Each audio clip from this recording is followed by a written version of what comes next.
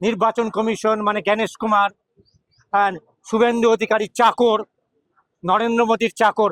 Public servant মানে হচ্ছে জনগণের সেবক, জনগণ সেবক। সেখান থেকে উনি নরেন্দ্র মোদীর সেবক, নরেন্দ্র মোদীর চাকর হয়েছেন। এবং আরো লজ্জার বিষয়, অত্যন্ত লজ্জার বিষয়, ভারতবর্ষের নির্বাচন কমিশনার মানে সম্মান সারা পৃথিবীর কাছে অত্যন্ত উচ্চস্থানে ছিল। যে এত কোটি কোটি মানুষের ভোটাধিকার সুনিশ্চিত করা, যার নৈতিক দায়িত্ব, সেই নির্বাচন কমিশনের এখন প্রধান কাজ হয়েছে ভোটার তালিকা থেকে নাম বাদ দিয়ে দেয়া, যেটা কোনো আইনে পড়ে না। পশ্চিম এবং এটা 28 তারিখের আগেই ধরুন 144 জন মানুষ আত্মহত্যা করেছে, মানে নির্বাচন কমিশন খুন করেছে। শুভেন্দুর নির্দেশে, নরেন্দ্র মোদীর নির্দেশে, অমিত শাহের নির্দেশে নির্বাচন কমিশনার বাংলার মানুষকে, বাংলার বাইরে বাংলা ভাষায় কথা বললে পিটিয়ে মারা হচ্ছে। গতকালও সম্ভবত মহারাষ্ট্রে, ওড়িশায় বাংলা ভাষায় কথা বললে এরা ভীষণ পরিমাণে, এদের রক্তের অণুতে, পরমাণুতে গণতন্ত্রের প্রতি বিদ্বেষ এবং একই সঙ্গে বাংলার প্রতি বিদ্বেষ। আসলে দেখবেন ইংরেজের শাসনে ইংরেজ টার্গেট করেছিল, লক্ষ্যবস্তু করেছিল দুটো রাজ্যকে, বাংলা এবং পাঞ্জাব। দেখবেন শহীদের তালিকা দেখবেন, এক কথায় বলবেন ভগৎ সিং পাঞ্জাব, এক কথায় বলবেন ক্ষুদিরাম, প্রফুল্ল চাকি, আশফাকুল্লাহ থেকে শুরু করে বাংলা। ফলে ব্রিটিশদের সাহায্যকারী ভারতবর্ষের স্বাধীনতা আন্দোলনের বেঈমান, বিশ্বাসঘাতক নরেন্দ্র মোদী এবং নরেন্দ্র মোদীর অনুগামী জ্ঞানেশ কুমার বাংলার মানুষকে ওই ইংরেজের বিরুদ্ধে যে বাংলা লড়েছে, আর আরএসএস সংঘ পরিবার তারা ইংরেজকে সঙ্গ দিয়েছে, সেই যে ঘৃণা বিদ্বেষ, সেইখান থেকে আজ বাংলার মানুষকে এত কষ্ট দিচ্ছে, এত নির্যাতন করছে। কেউ কেউ এটাকে বলছে নির্যাতন কমিশন, আমি বলি এটা বিজেপি কমিশন।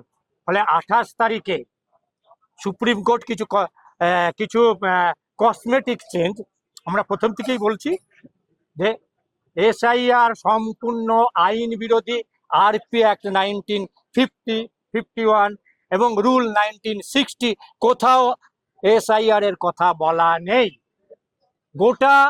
গোটাটাই বেআইনি কাজ, কেবলমাত্র পিছনে ফ্যাসিস্ট নরেন্দ্র মোদী আছে, সেই কারণেই এই বেআইনি কাজ, গাজোয়ারি কাজ এটা চালিয়ে যাচ্ছে।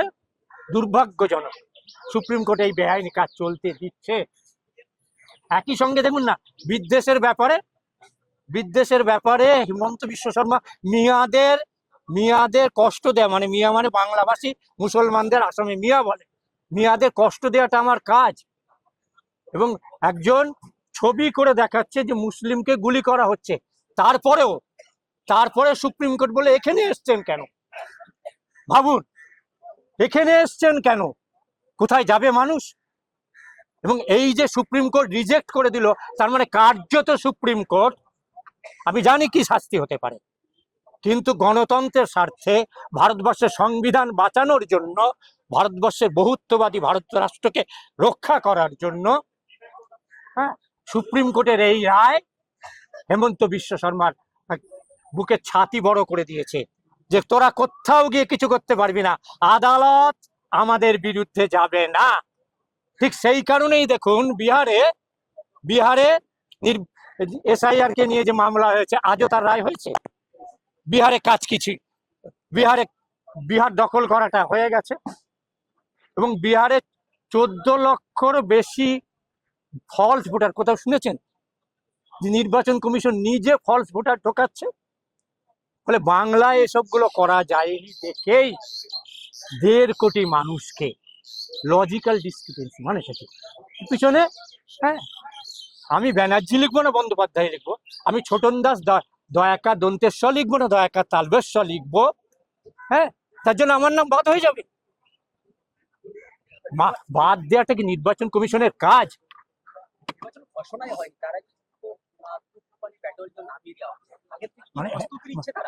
মানে এটা বুঝতে পারছেন তো, যে নির্বাচন প্রথমে ইডি, তারপরে অসংখ্য সিবিআই, তারপরে মিডিয়া, গদি মিডিয়ার একাংশকে প্রতিদিন নামিয়ে দিয়েছিল, বাংলা দখল হয়নি।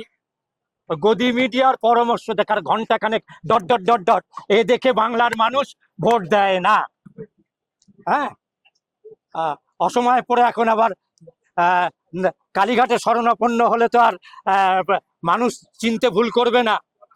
ফলে বাংলা দখল করতে পারছে না দেখেই নির্বাচন কমিশনকে নামিয়েও বাংলা দখল করা যাবে না, এটা বিজেপি বুঝেছেই দেখেই আপনার 480 ব্যাটালিয়ন মানে প্রায় 5 লক্ষ, মানে 1200 মিলে একটা ব্যাটালিয়ন হয়, প্রায় 5 লক্ষ প্যারামিলিটারি ফোর্সকে নামাতে হচ্ছে বাংলা দখলের জন্য। এটা বিজেপির দুর্বলতার লক্ষণ, এটা সবলতার লক্ষণ নয়। একই সঙ্গে যারা বাংলার এত মানুষকে কষ্ট দিল, এত মানুষকে খুন করলো, বাংলার মানুষ কি তাদের গালে মধু ফেলে চাটবে?